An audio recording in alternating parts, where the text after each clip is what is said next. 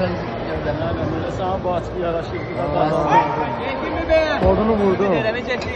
Tobayı. Hücumda kaka. Budur.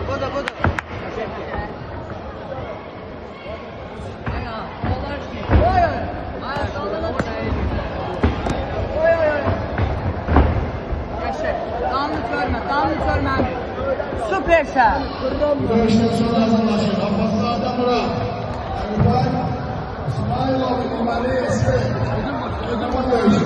Ay öldün geçer. Hücumda işte kaka, hücumda işte. O ne diyor? Hücumda işte kaka, hücumda pasif işleme. Kaka blokla get, elle get, ayakla tutar. Elle get, ayakla tutar. Budur. Elle hücum, ayakla tutarsa.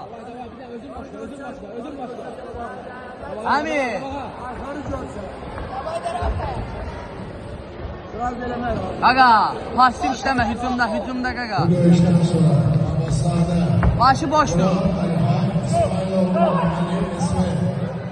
Gel buraya. Bravo Ahmet. Özün. Oy budur. Oy.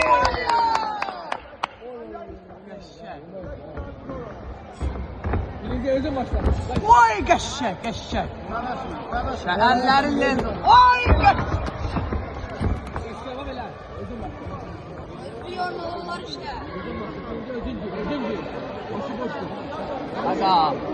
Kaka Maceriye bak üstüne gelende. Maceriye bak. Üstüne gelecek o senin. Üstüne aşağıya bak. Oy! Üstüne aşağıya bak Emir. Allah Oy! Budur kaka. Allah. Sana var ya. Ay üstüne aşağıya bak. Hamit. Gerçekten. Oğlara bak oğlara.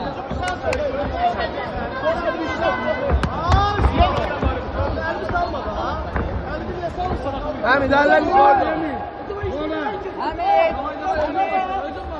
Hamit sen aşağı Hamit hücum. Ya işte orada. Hadi sen misin?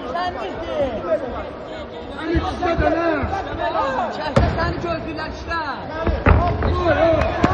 Ay Hamit. Hamit baba səni gördülər. Hamit.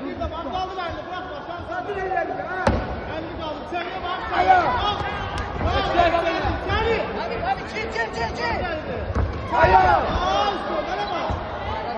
Hamit ayağa. Hamit ayak.